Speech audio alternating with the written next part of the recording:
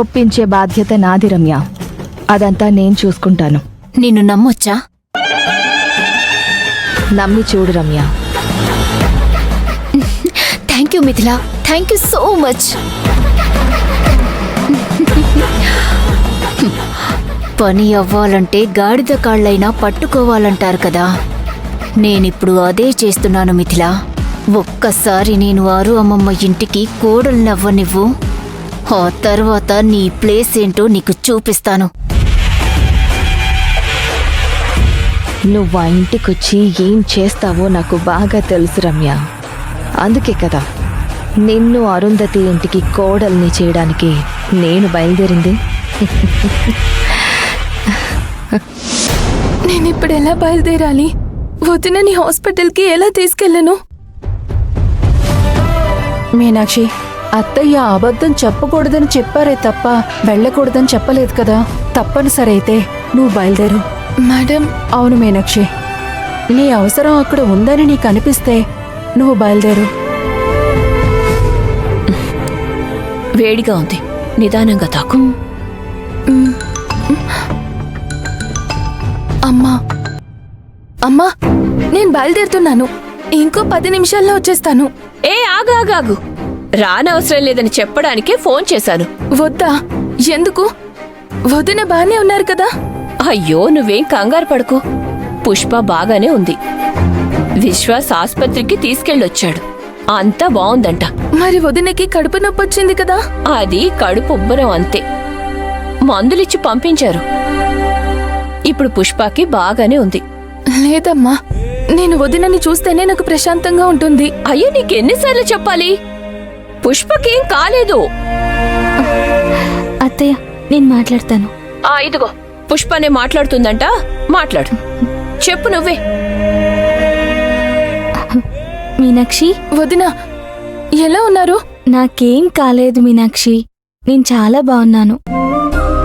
నువ్వు పని ముగించుకున్నాకే ఇంటికి రా, సరేనా? సరే వదినా. ఇప్పుడు ఒప్పుకుందా? ఉమ్, ఊరికే కంగారు పడుతుంది. సరే, నువ్వు కూర్చో, నేను వేడివేడిగా ఏదైనా తీసుకొస్తాను. కూర్చో. సరే అత్తయ్య. వచ్చేస్తానుండు. వదిన ఇప్పుడు బానే ఉందంట మేడం. అమ్మయ్యా, అంతా సెట్ అయిపోయింది కదా. ఉమ్, నువ్వు సంతోషంగా నీ పని చూసుకో. ఉమ్.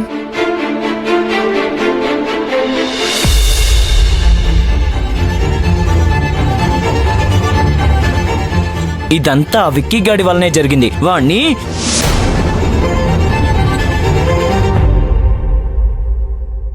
విక్కీ, ఈ పూల బొకే ఎందుకు పంపించారు?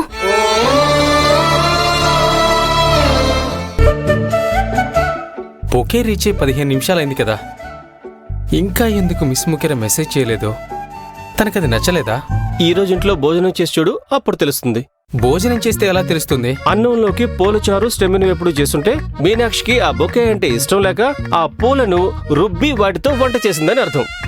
అవి చాలు చాలు, తిట్టుకు. మీనాక్షి పనిలో బిజీగా ఉండొచ్చు, నువ్వే ఒక మెసేజ్ చేసి చూడు. సెక్యూరిటీ వాళ్ళు తనకింకా ఇవ్వలేదేమో.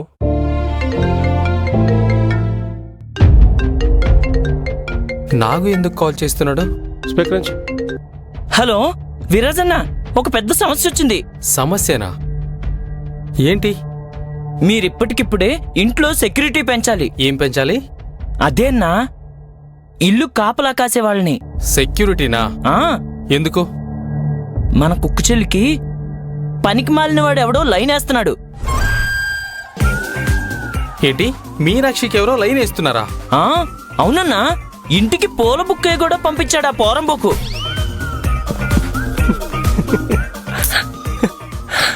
ఆ పోరంబోకువి నువ్వే. చాలా రోజుల నుంచి మీనాక్షి వెనక పడ్డాడన్నా. వాడి మంచివాడు కాదని నేను ముందు నుంచి చెప్తూనే ఉన్నాను. కానీ మా కుక్ చెల్లికి అందరూ మంచివాళ్ళలాగే కనిపిస్తారు కదా. మంచివాడు అయ్యుండొచ్చు కదా. మంచివాడైతే ఇలా పనిచేసే ఇంటికి పూల బుక్కే పంపిస్తాడా? బొకే తన చేతికి వెళ్ళిందా లేదా నువ్వే పెట్టుకున్నావా? నా చేతికి దొరికితే పీకి పీకి పాడేసేవాడిని. కానీ దాని అదృష్టం, అది దొరికింది భవానీ మేడంకి. ఓ, పెద్దమ్మ చేతికా? అవునన్నా, అది